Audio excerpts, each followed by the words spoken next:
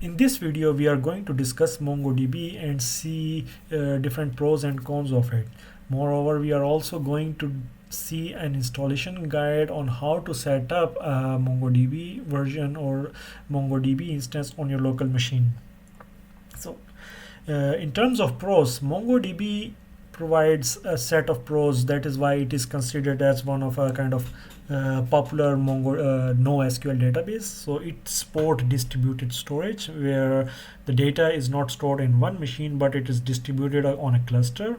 The data is represented in the form of JSON. That's why it can easily be used in JavaScript based framework, and it's also easy to transmit the data via web services. It has a high performance as well as high availability, which is achieved through replication of the data on different servers or different nodes on a distributed cluster.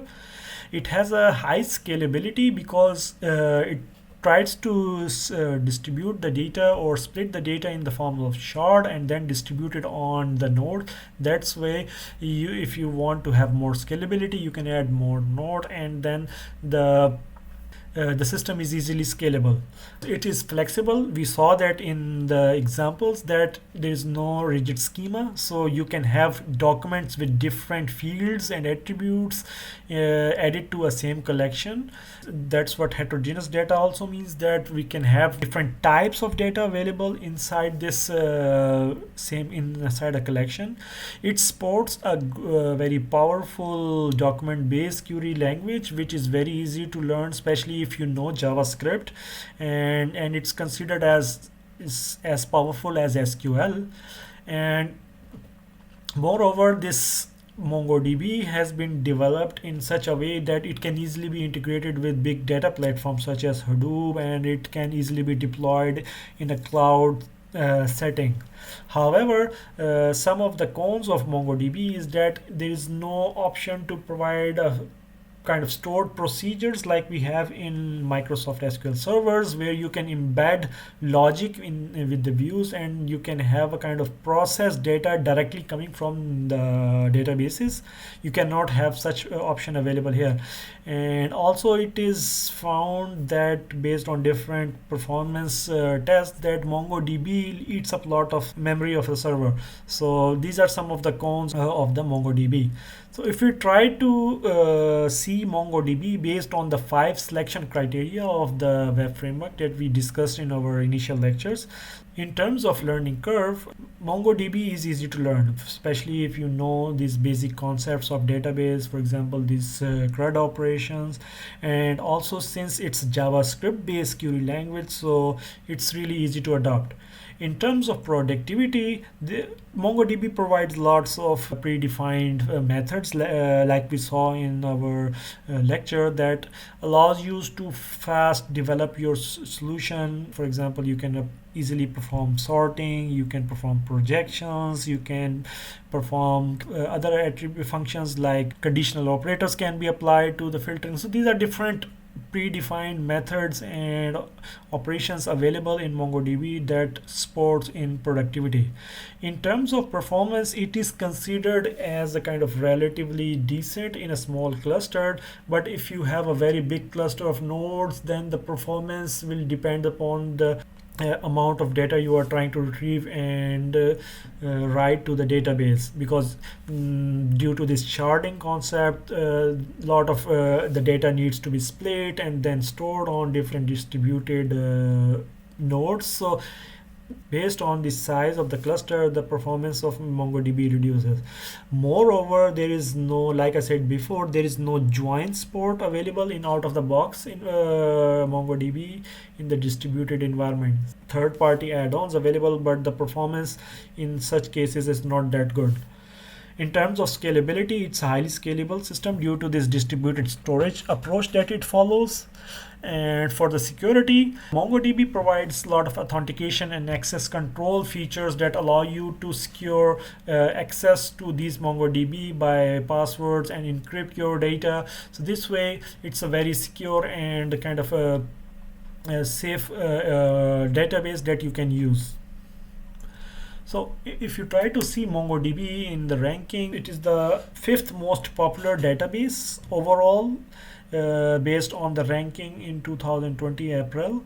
And in terms of NoSQL database, it is the most popular one. Trying to compare MongoDB with other similar technologies, what we will do is we will try to discuss in terms of 4 data storage types and then see the pros and cons of each to see how MongoDB is similar. So for example, this key value store type, they store the data in the form of keys and values. That's why it's simple and very easy to scale. But the problem in such NoSQL solutions is that the lack of advanced features and queries is missing. So only you can retrieve and easily save data in this kind of solution.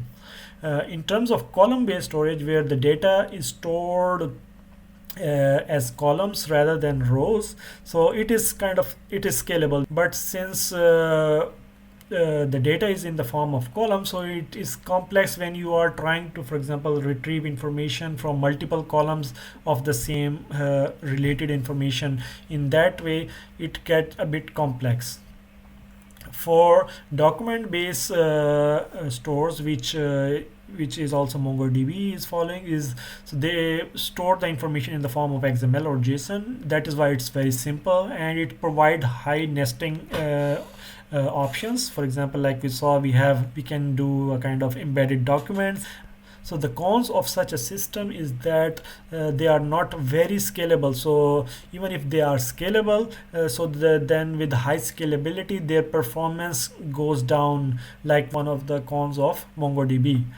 Finally, the graph store, these are kind of special type which stores the data in the form of relationships or in the form of nodes and edges. So these are kind of solutions are good when you have graph data and you want to do a joins between graphs and query the graphs. But since they have a kind of very fixed structure that needs to be followed, because for example, this graph structure should be there, so that's why they are not considered very flexible, that can be used in different scenarios. So next we are going to see an installation guide, how you can set up MongoDB on your local setup. Here we are going to discuss or see how easy it's to set up on Microsoft Windows machine. All you need to do is go to the official website of MongoDB server and then download a latest version of MongoDB. It provides installation for many other operating system as well, as you can see, and it's very easy to install on them. So step by step we are going to explain how you can install them. For example, for your local installation, you can select everything. For example, it will have a client, it will have server, it have monitoring tool, and additional components. You can go on with all the components. And so this keep the default. So service configuration, so this is the configuration that I was talking about in the beginning, that I have installed my MongoDB as a kind of Windows service. What it will do is it will run the MongoDB automatically when the Windows starts, because there is a service running MongoDB installed as a service. And in order to do that, you can go also with the default configuration, so that as soon as the Windows start, it will automatically start the server. There is another option while you are installing the MongoDB, that there is a graphical user interface available to manage your MongoDB, which is called MongoDB Compass. I think it is a kind of very good tool which allow you to see the data easily, and if required, update and perform other filtering option directly without performing any queries on the command line. And finally, there is another setting that you need to do, especially in Windows, that you need to add this MongoDB to your path variable. And the reason for doing that is because you need to execute Mongo command from everywhere. So it will only be available on your terminal if the MongoDB path is available in MongoDB command is available in the path variable of the system. And how you can do it, that is, you can open the system panel from the control panel and go to the advanced settings, and in this settings there is environment variables. And when you open the environment variable, there should be a system variable called path. So what you need to do is you need to add your MongoDB installation path to this command. So how you can do that, you need to edit this path and then click the new button, and then all you can add this path of your MongoDB, which is program file MongoDB server 4.2 bin, and this folder contains this exe file mongod, and then once you have added this, these commands will be available to you anywhere whenever you open a terminal. And with this you have set up your installation, and wherever now you want to start using the Mongo terminal, so open the terminal, you can start the server with Mongo like we discussed before, and then you can open the shell directly Mongo here. But if you, without setting up a path variable, when you try to open the Mongo, it will say that the command is not identified. So that's why you need to specify or add the your location of the MongoDB bin folder in the path, and with this you have a running version of your MongoDB.